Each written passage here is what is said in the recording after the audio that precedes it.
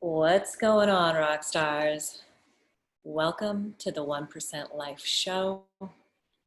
If you're listening on Facebook, comment hashtag live or hashtag replay. If you are listening on one of our podcast channels on iTunes, Stitcher, all the different, I don't even know what they are, iHeartRadio, all kinds of different places, wherever you're listening to the show, welcome.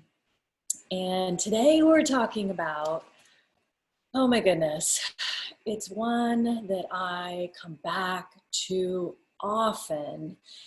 And the reason why is I get away from it.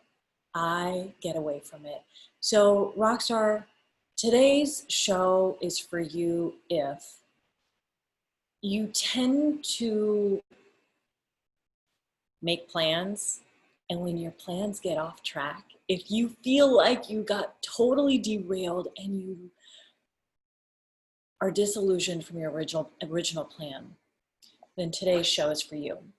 Maybe you're there right now and you're feeling like, man, things just didn't go my way and I don't know what to do now. If that's the case, we're going to talk about how to deal with that and why you may be setting yourself up to fail. And if you're the type of person who tends to fixate on, things should be very particular, right? You're kind of a control freak, maybe, just a little, a control freak. Well, if that's the case, and it's not about being a control freak, it's about fixating on how things should be in a very particular way. If that's the case, today's show is definitely going to appeal to you. And if you feel like you tend to latch onto things, and whether it's an idea, a person, a plan, and when that just falls off, maybe the person leaves or they didn't react in a way that you wanted them to react, then today's episode is for you. So if I haven't introduced myself yet and you're new to the show, my name is Joni Dillon, peak performance coach and trainer. Thanks for joining us here today. Let's dive into this topic. So here's how I want to start, rather.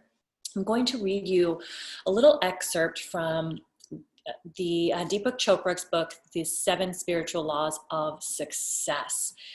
And this is an amazing book, by the way. So this is a little bit on the 6th spiritual law.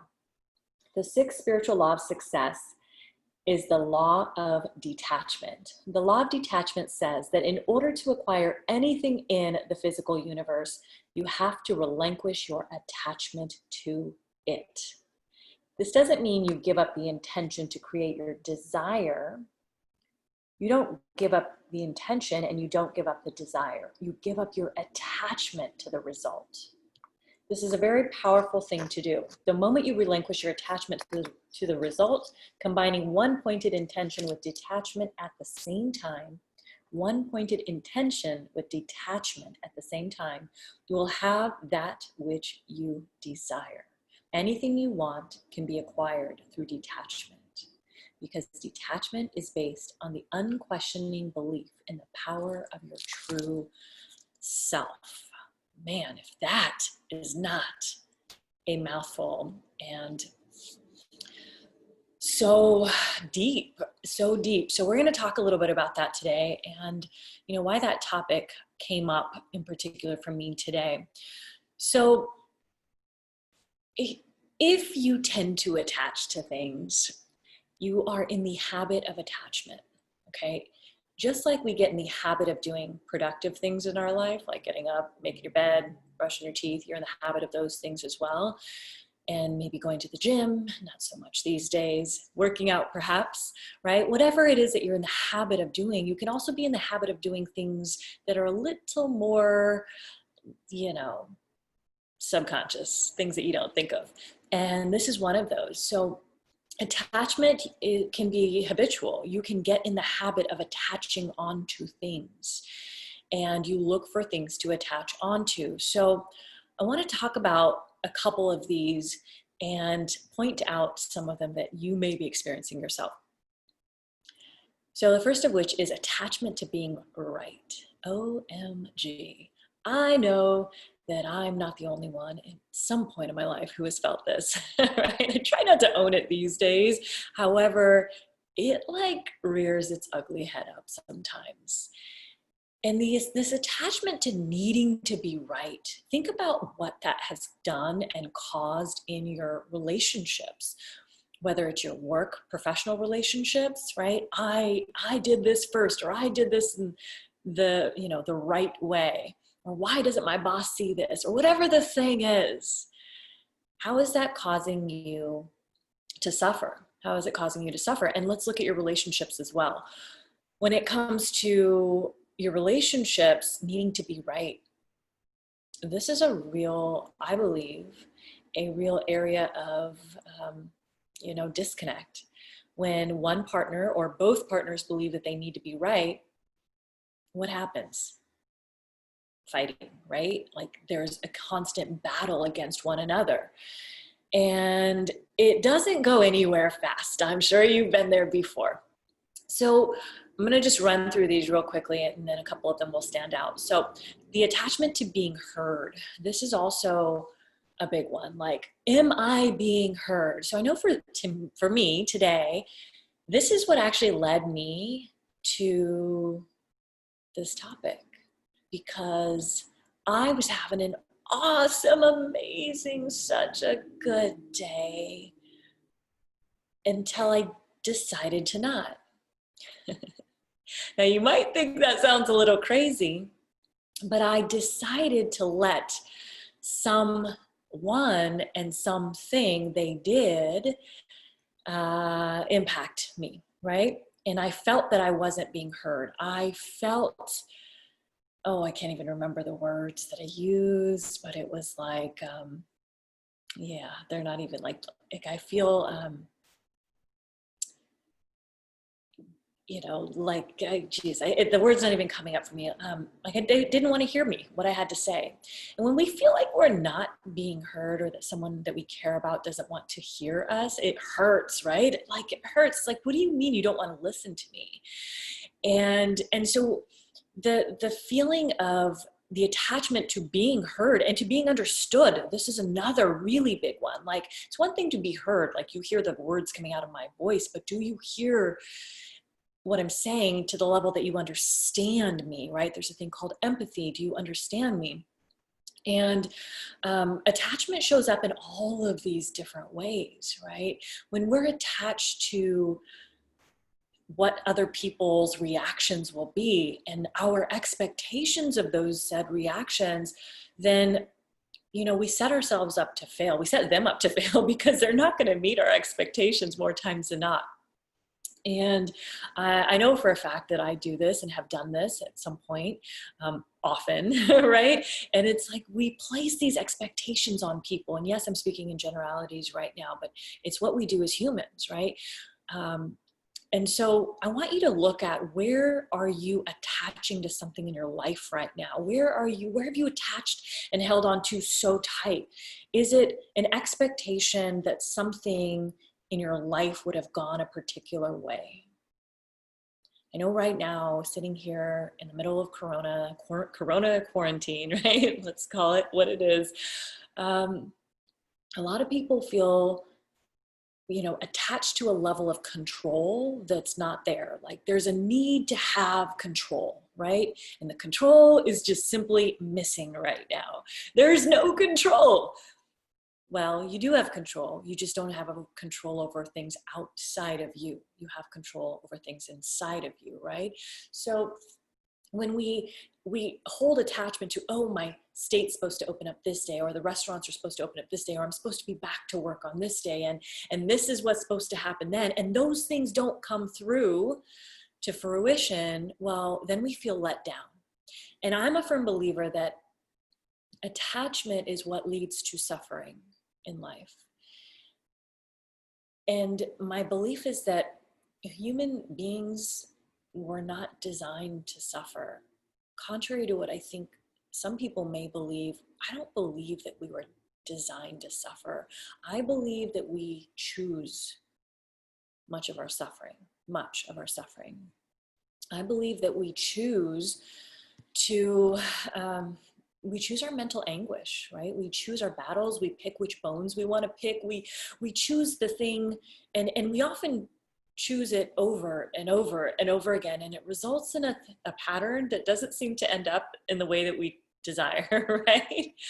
And so this type of maybe it's just choosing of insanity, right? If you really think about it, but we can choose to suffer and we can choose to not suffer. And what I love about the sixth law of spirituality, the law of detachment, is really profound. It's, you know, disconnect, detach from the outcome that you desire. In order to have what you want in life, you're never going to have that thing if you're so holding on to it so tight that you're trying to control every aspect of that thing. You're trying to control the who that's involved with it, the what that surrounds it, the when it happens, and all the players that are involved, right? The who, what, the when, and whatever else is around it. And the why, right? It's got to be on when I'm ready and why I'm ready to do it, and nobody else has anything to do with it, right? All of those W's and those things that you're controlling around that thing in your life, maybe that person, maybe that desired outcome that is yet to come to fruition. Well, when you decide to hold on to that, what you're saying is that there's no other way. There's no other way. That's the only way there. And if this doesn't happen in that way, meaning I don't get the promotion, or I don't, let's just start, instead of promotions right now, let's just start getting back to work for some people, right? Or having clients show up again, or income coming in, right? If I don't get money coming in, if unemployment doesn't make my claim go through, then I'm not going to have any money coming in, and then I'm not going to be able to pay my bills, and then I'm going to be homeless, and all this stuff, right? Like all the, this happens and this happens and this happens and this happens. Well, you start connecting these dots. I was saying today on one of my coaching calls with the 1% Mastermind that we are meaning-making machines, humans. Human beings are meaning-making machines. And so we'll look for dots to connect, right? We'll look for, oh, well, this dot in the past has meant this. We create associations from our past. Our subconscious mind just naturally does it. And because of the way we filter information, we have to do it. So it creates associations. Oh, well, the last time this happened, that resulted in this. And so if my unemployment doesn't go through, meaning now all of a sudden my income's not constricted, it's negligent, not even there. Well, then how am I going to pay my bills? Because the last time that happened, I didn't pay my bill. And then, oh my God, remember what else happened? And then I'm going to end up, you know, homeless and on the streets and all of that stuff. Well, is that true? Is that true? Is it true? And I encourage you to think of other possibilities, because attachment to the outcome and the way in which we believe we should get to that outcome, whether it's achieving a goal, getting to a desired level of income, simply getting back to work and bringing money back in, you know, for some people it's having a child. They're so attached to that outcome. And I can't speak on this really. I don't even feel qualified to. I don't have a kid, but I know, because I know past clients in this situation who were so attached to that desired outcome that there was only one way in their mind.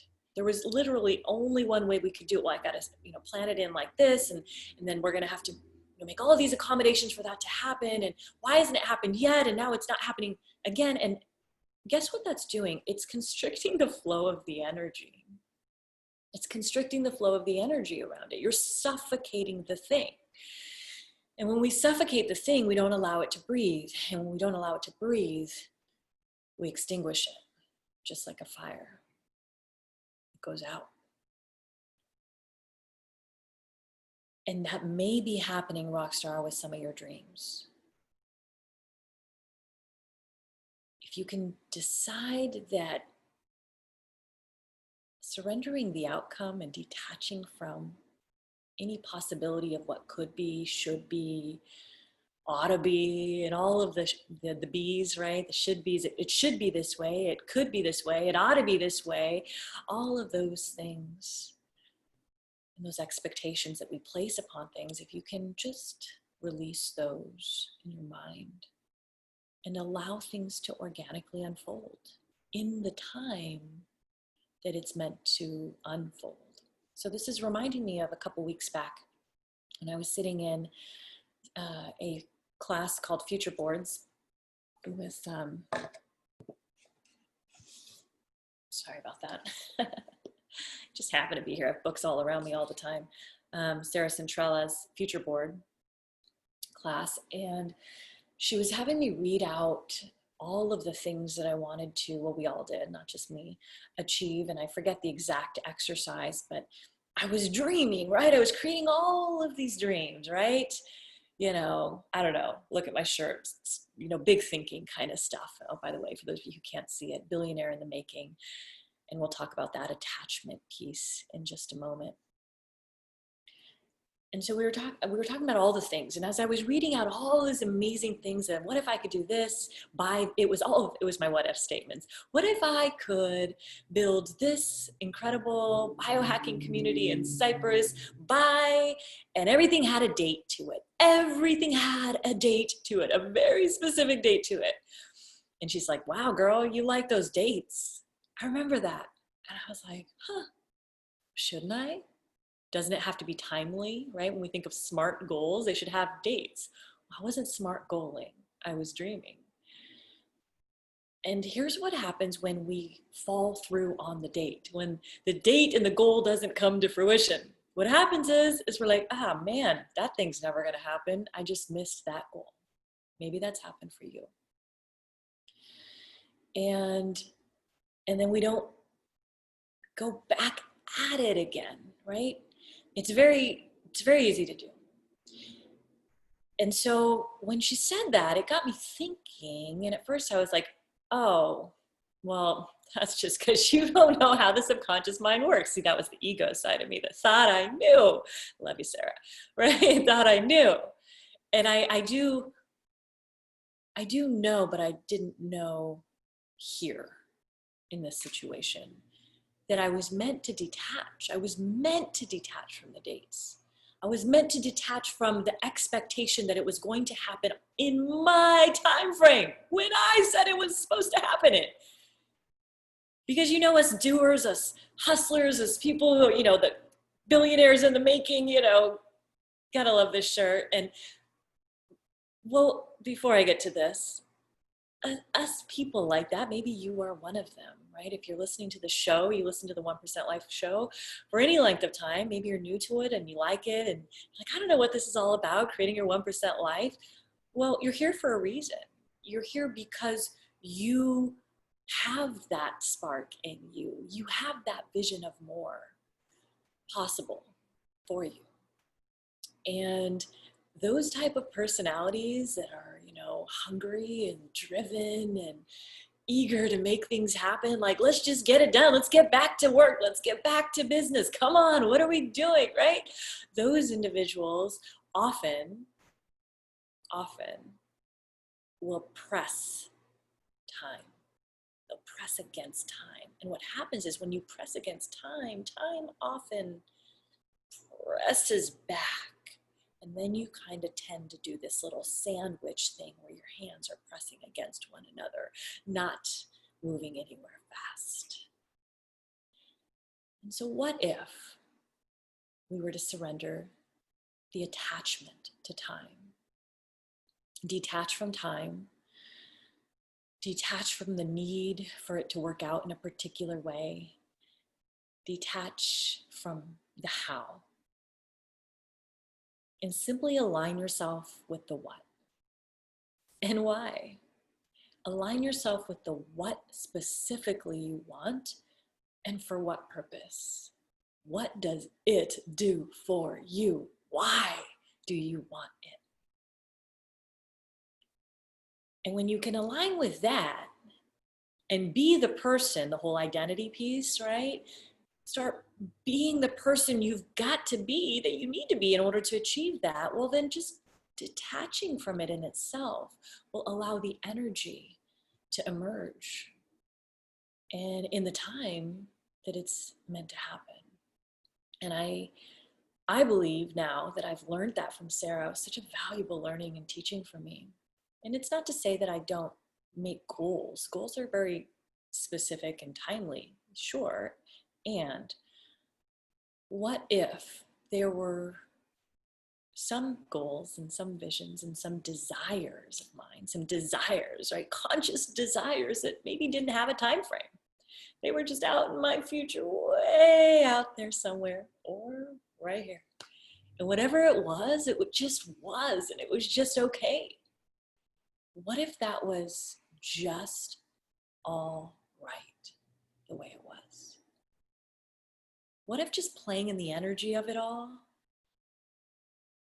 and knowing that, it could happen, it could not happen, and instead of it's going to happen and it's going to happen in this time frame, what if that's all that was necessary for all of your 1% life dreams to come true? What if an intense passion and energy and focus and creativity and love and purpose of why mattered, and then detaching from the what or the how and in the when was all that was required for your 1% life to begin to shape? So I wanted to throw that out for you today. And I got to tell you, I was feeling like being in my little space this evening in the living room. So I had my sweatshirt on and I took it off and I was like, oh, this is interesting. I've got this shirt underneath, this Billionaire in the Making shirt.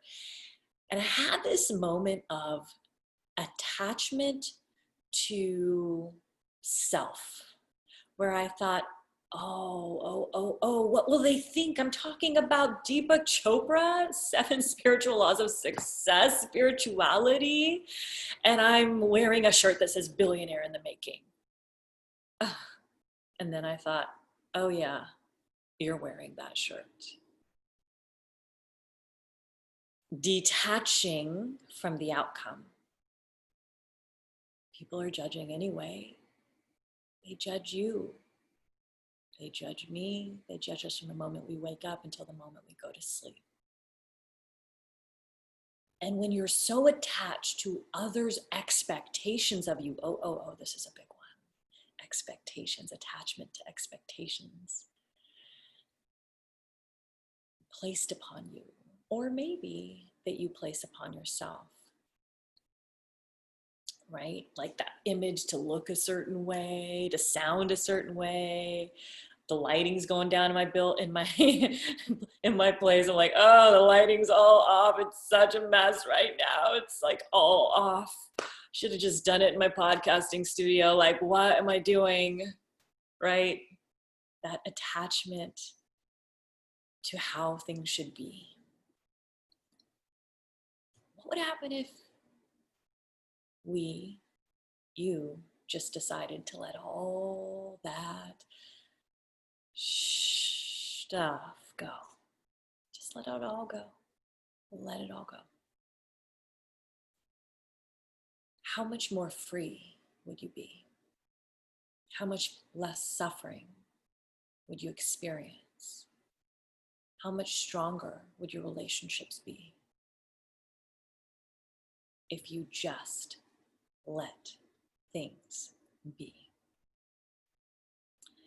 Detach from the outcome, whatever it is, whether it's in your sales and you believing so hard that they should buy. Hold space for them. Hold the vision. Show them the way. Be passionate in your approach. And then disconnect from the outcome. Detach from the outcome. That energy of detachment is beautiful. It's like life force energy, right? Things in the universe just flow. There's no forcing of anything, right? Water just flows. Energy just flows. Sun just comes out, right? There's no forcing of anything. It's just a natural flow that everything works in synchronicity. And not one is forcing more than the other, right? There's a gravitational pull. Sure, you can, I get it. There's forces and things. It's in gravitational pull, right, on things. But nobody's trying harder. The sun's not trying harder to come up every morning. Moon's not trying harder to be full.